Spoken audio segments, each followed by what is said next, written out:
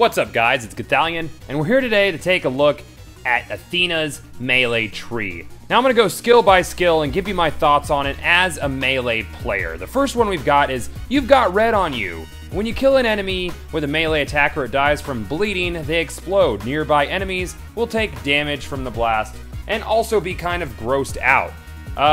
The grossed out, I don't know if enemies are actually going to be affected by the explosion outside of damage, or if it will actually act as some sort of crowd control. I feel like that would be pretty cool if enemies got grossed out and there was some sort of stun. Now it looks like this might actually be based on your melee damage. It doesn't show any sort of exponential growth to damage when the enemies explode, so it's sort of like Bloodsplosion, and it's sort of not like Bloodsplosion.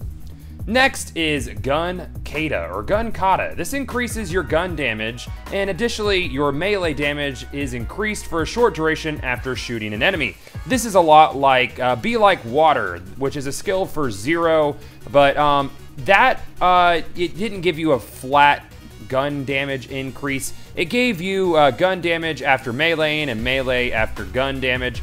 And this looks pretty cool because it gives you a flat gun damage increase, and it sort of gives you a nice little perk to using your gun and not just melee only. After seeing this tree, I'm 100% going Athena because I absolutely love melee, and she's got a lot of cool abilities. Unfortunately, she's not gonna have the double swords like I wanted, but that's okay because this tree is actually pretty awesome.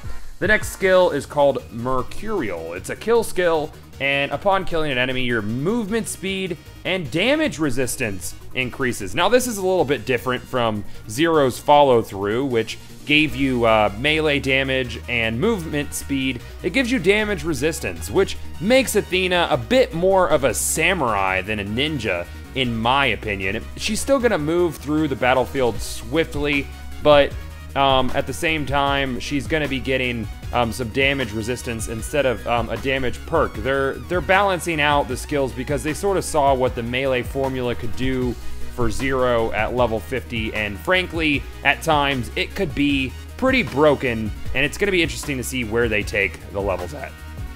The next skill is called Rend, which is a common skill in MMOs, and World of Warcraft players will be familiar. Rend basically makes enemies bleed.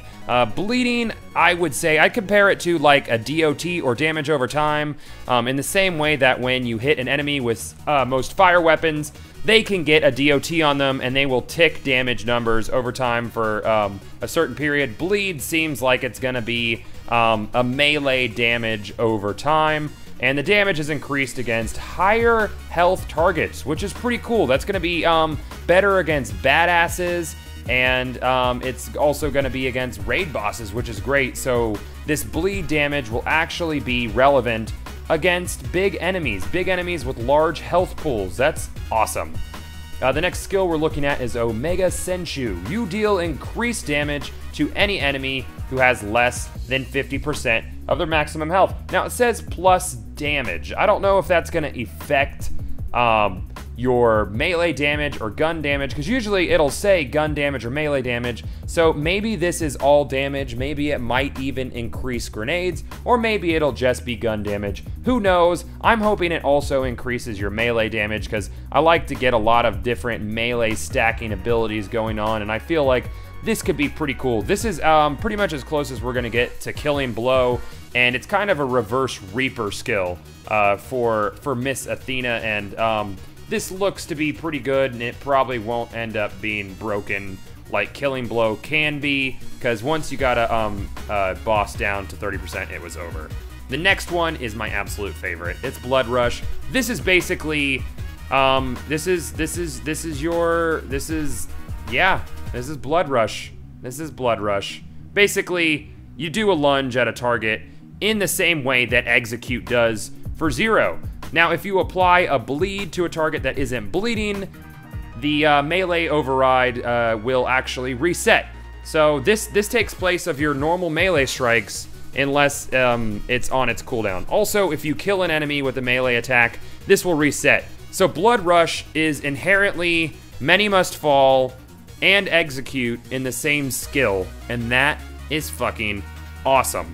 That is so awesome. The next one is called Epicenter. This is a slam alternative skill, meaning your butt stomp. When you slam, you now create a singularity, pulling all enemies closer and dealing damage. So basically, this works really well with melee because you can butt stomp and pull enemies that might not be near you, so they can't quite run away. And that's always an issue with melee characters, especially in this game, Borderlands, where a lot of enemies will knock you back when you're in melee range, and then you can't melee regularly. So say you get knocked back and you can butt stomp and it pulls them to you in the same way that a singularity grenade would. I really like this. This is a good mid tier, and I'm absolutely loving this tree so far. This shit is great. The next one is called Bloodlust. You gain health regeneration whenever you make an enemy bleed. This is really nice because Athena is looking to be a little bit tankier than Zer0. That's why I compare her to a samurai, and I hope she has a samurai class mod. Health regeneration whenever you make an enemy bleed for the duration of the bleed effect. This effect stacks if you have multiple bleeding enemies. So that means if you go around meleeing a bunch of guys and they're all bleeding, then you'll regen. What does this look like? It goes up to about 10% of your maximum health per second per enemy bleeding. So if you have multiple enemies bleeding at once, then you're pretty much going to be looking at a situation where you're regaining your maximum health over and over and over again. And this is going to be absolutely wonderful for Athena if she's going to be tanking boss fights. And I hope that boss fights actually end up sort of requiring people to play roles. And Athena could definitely play that tank role with these skills. I'm really excited about it. This is really cool. Let me know how you guys are feeling about melee as well. Are you going to be using Athena? Are you going to be using her melee tree? I'm really excited about it. Leave me a comment in the comments below. Let me know how you feel about it.